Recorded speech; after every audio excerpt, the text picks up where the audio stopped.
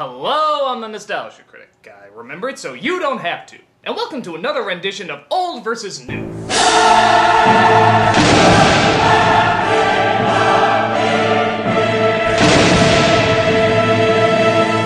I hate westerns. Well, except for Tombstone. That was pretty good.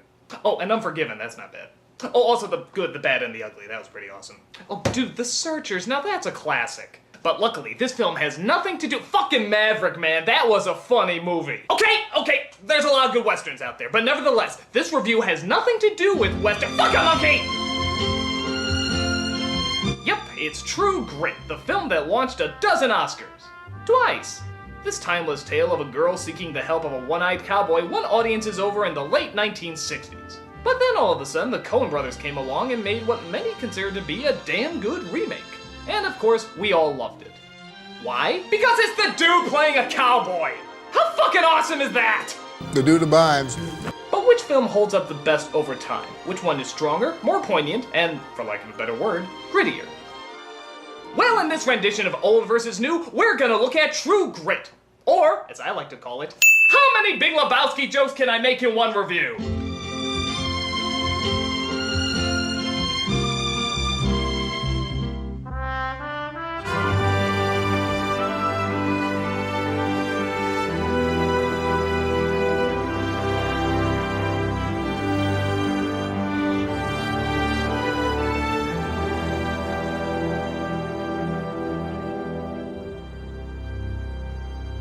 First, let's look at our main character of the film, Maddie. Yeah, best supporting actress, my ass. She's the main character, we all know it. You're going first. Man, come on. Shut up!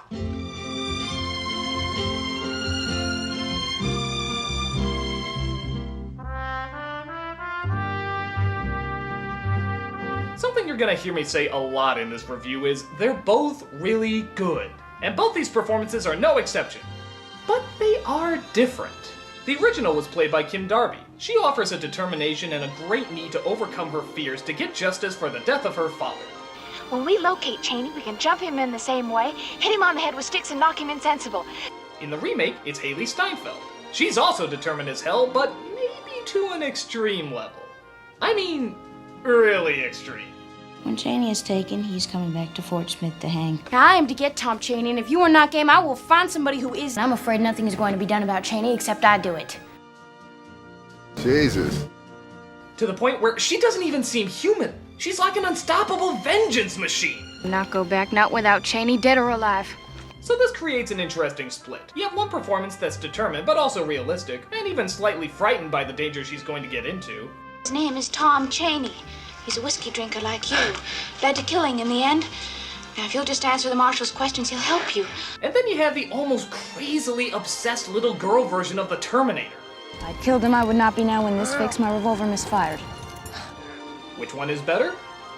Well, the original version seems more realistic. We know that women, especially girls back then, were not often trained to go on manhunts. So her reactions to a lot of these grisly situations seems more believable. She overcomes her fear, but she shows that there is fear to overcome. The remake shows her almost as bitter and cold, and her lust for vengeance blinds her to anything else. She doesn't care what's in the way, she just wants to find the bastard who killed her daddy and see him hang. Nothing else can scare her, and nothing else seems of any importance. And to be honest, that's what makes her more interesting. While the other version seems more realistic, this version has much more drive, no time for distractions, and is extremely fixated on nothing else but getting her killer. It's kind of fascinating to see a child this intelligent and hungry for blood. I mean, have you ever counted how often she smiles in this movie? It's close to never. Because she is so different from our perception of what a girl in that time period would be like, that's all the more reason to find her more engaging to follow. And that makes us all the more interested in what's gonna happen in the end. While both performances are very good, it's the remake that gives us the character that we're simply more interested in following. Point goes to the new. I hope you go to jail.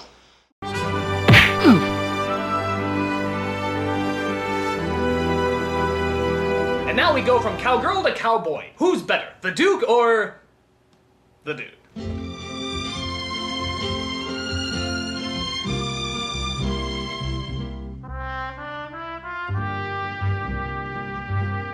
Another tough choice is choosing who's the best rendition of Rooster Cogburn. And to be fair, you can't really judge the performances unless you judge the actor's past. John Wayne, for example, is an iconic legend, but he was also best at playing, well, John Wayne. You never saw his films to see him slip into different characters or roles, you saw him to play John Wayne.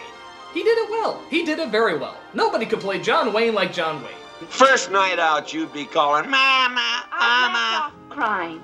And here's $25. Oh. But to be honest, it left very few surprises in what you were gonna get. Like, could you see John Wayne playing the Joker anytime soon? Why so serious? Jeff Bridges, on the other hand, has played many different kinds of roles. But, in my humble opinion, I very rarely see the character as much as I do Jeff Bridges playing the character. It's kind of like Kevin Spacey's acting. I'm always aware he's playing a part. It doesn't mean he's bad or anything, it's just I'm always aware he's playing the role, with the exception of a few parts. I'm the dude. And obviously, that goes without saying. Luckily though, this is one of those roles he totally gets lost in. Bridges is perfect as the drunk but still relatively badass gunslinger. He's sad and pathetic in many ways, but also likable and threatening when he needs to be. He was a perfect choice. With your revolver in hand. I did. Loaded and cocked. Oh, if it ain't loaded and cocked, it don't shoot. But which one is truly the better character? Well, taking out the fact that we know we're going to be watching John Wayne playing John Wayne, it's still a good performance. He's tough, he's cunning, and he does whatever the hell he wants. Which means when he really does care for somebody like Maddie, it's all the more meaningful. They must have all been married men that loved their families, 'cause they scattered and run for home. Bridges is much more of a downer. When he gets drunk, he really gets drunk. And when he gets angry, he really gets angry. Nothing is really glorified about him apart from maybe his gunslinging. He's just sort of a lost soul who tries to do what's right. That is, when it's convenient.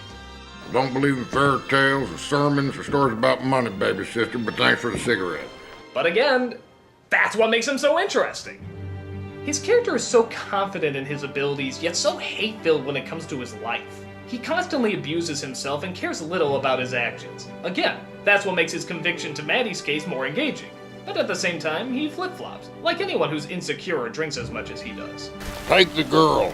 I bow out. I bow out. I wash my hands. John Wayne is the hero. Sure, he's flawed, but we all know he'll do the right thing in the end. This guy is just all over the place, which makes him much more unpredictable. We don't always know if he's reliable, or even sober. When John Wayne gets drunk, it's cute. When this guy gets drunk, it's scary. The remake truly gives us the more uncontrollable hero, and because of that, it's more fun to see what he's gonna do and how he's gonna do it. Sorry dude, but in this contest, Bridges plays the more entertaining role. Point again goes to the new. I ought to paddle your rump.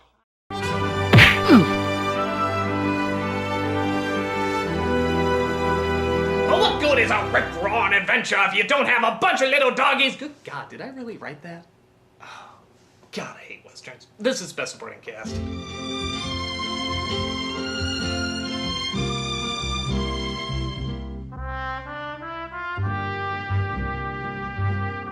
Now you'd think because this is a Coen Brothers movie, there'd be a lot more interesting side characters in this film.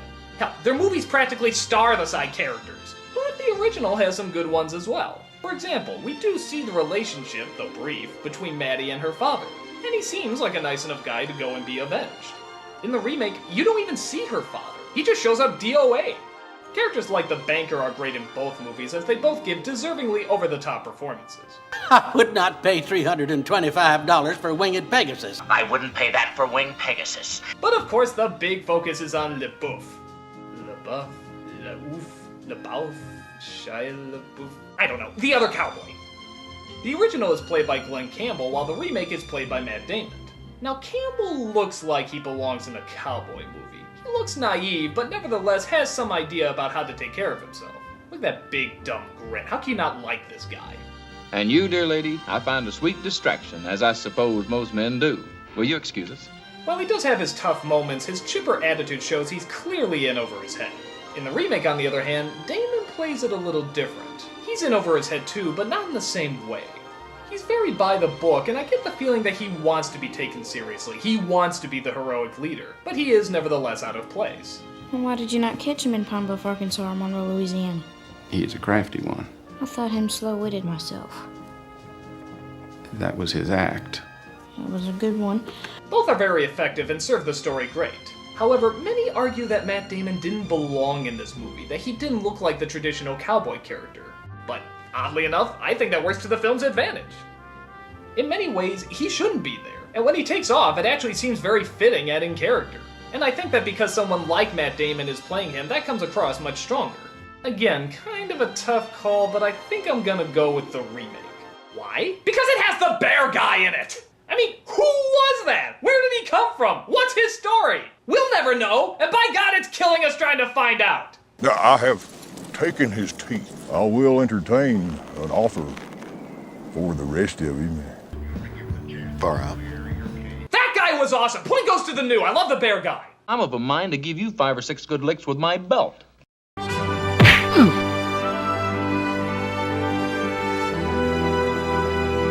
And now it's time for the bad guys. The varmints that started this whole... Oh, God, just segue with the Big Lebowski joke. Human paraquat! Thank you. This is Best Villains.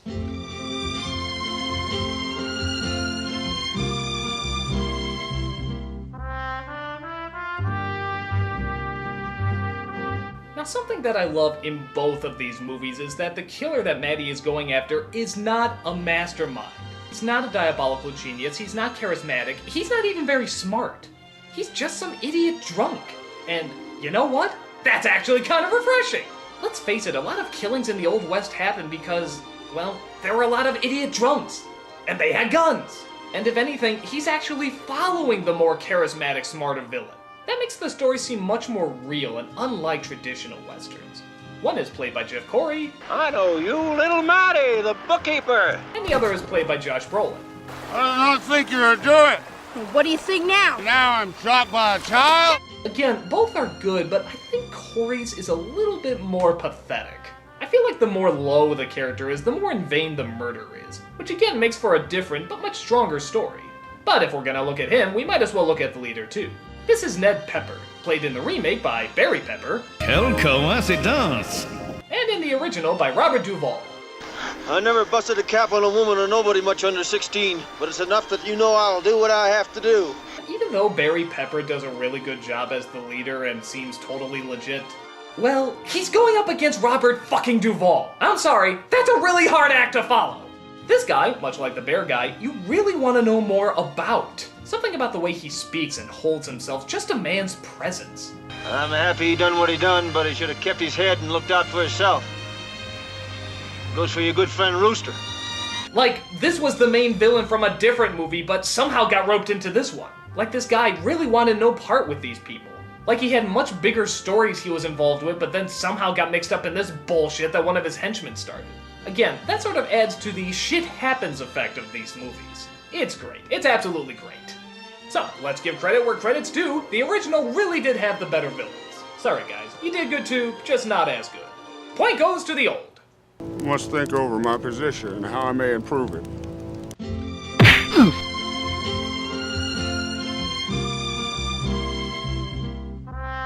And now the defining point that always settles it, the story.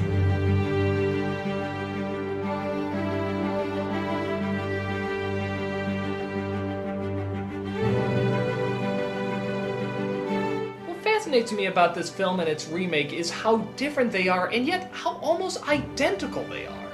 Sure, there's little changes like the bear guy and the hanging person, but when you're walking through, it's almost scene for scene the same. The only major difference is the beginning and the ending.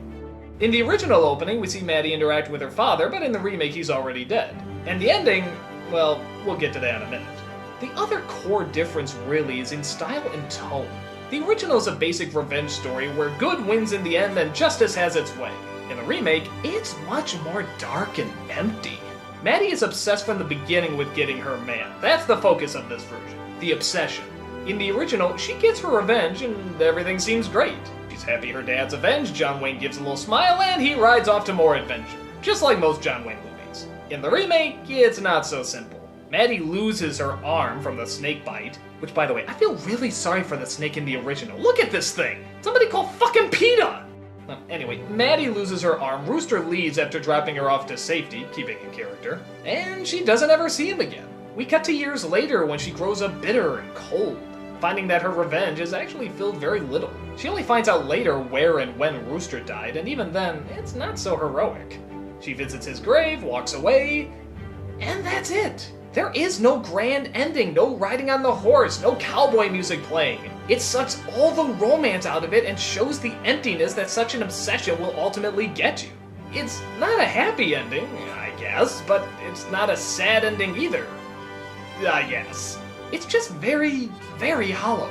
But that seems more fitting for this story. And let's be honest, a child that grows up with that kind of thirst for violence probably won't lead a normal, happy life. She probably would be a lonely stick in the mud with little to smile at. And again, it's a very refreshing take from the kill the bad guy and everything is fine motif that most westerns follow. So because of that, even though the stories are very similar, we got two very different versions. And the better one, as you probably imagine, is the one with more complexity and depth, the newer version. I have to admit, I feel bad that I've given most of the points to the new version, even though the old one is very good too. They're both great movies for what they are and deserve to be watched and recognized. It's just that when you put them back to back, the new one really does have more to offer. It's darker, grittier, and leaves much more of an impact. So, as you can guess, the best story also comes from the best version, the new True Grit, the superior film.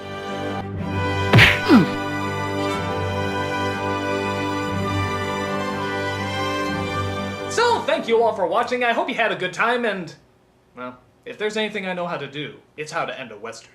I'm the Nostalgia Critic guy, remember it? So you don't have to.